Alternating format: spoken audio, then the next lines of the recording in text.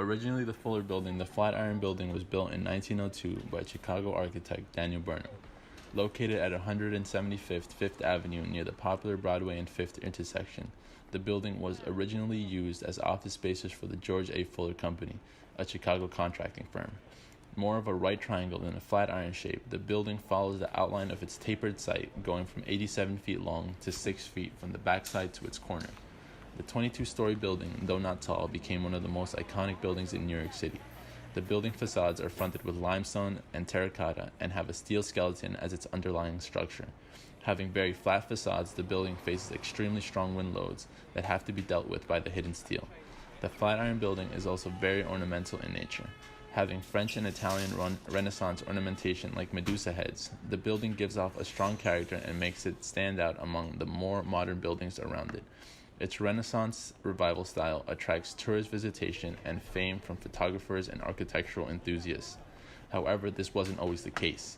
The building, after being hyped up during its construction, fell off the radar around 1929 when the Fuller Company moved out of the building.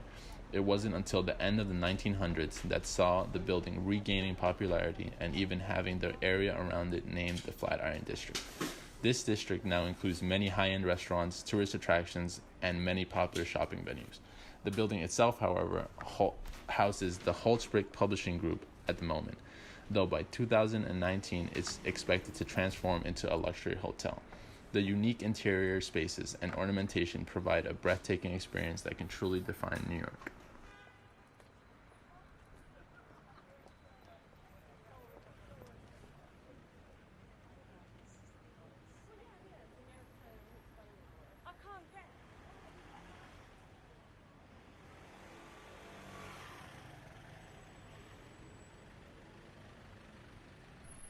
The Lever House, located at 390 Park Avenue between 53rd and 54th Street in Midtown Manhattan, was completed in 1952. It was originally built for the British soap company Lever Brothers to be their American headquarters. It was designed by Gordon Bunshaft and Natalie DeBlois of the firm Skidmore, Owings & Merrill. It was the second curtain wall skyscraper in New York City. They designed the curtain wall to help cut down on the amount of maintenance needed for the property.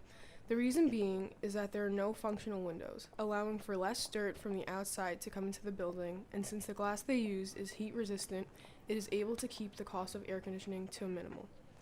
This international style building's facade consists of blue-green glass and stainless steel. The building stands at 307 feet and consists of two masses intersecting each other. These masses are proportional but different shapes. The horizontal part of the building has a square opening which creates a court space, and with columns underneath it allows an open area for people to walk through and or sit. The vertical part, which is just a 24-story building, intersects the horizontal mass towards the right. In 1982, the Lever House was officially named a New York landmark by the New York City Landmarks Preservation Commission. In 1998, the Lever House went under intense restoration for the curtain wall and the materials were updated. After the renovation, the lobby and plaza of the building was turned into a gallery for the Lever House art collection. Both of these structures are truly iconic. Both the Lever House and the Flatiron use the site in unique ways, although different. The Lever House seems to take advantage of the space by not building a complete skyscraper that takes up the whole lot. Instead, one half of the lot is taken up by a shorter and horizontal structure. Although the Flatiron building also takes advantage of the space, it was designed to accommodate the roads that come together to form a triangle. It uses the space efficiently because it works with the site rather than fighting it. The Lever House is also more ornamental compared to the Flatiron building.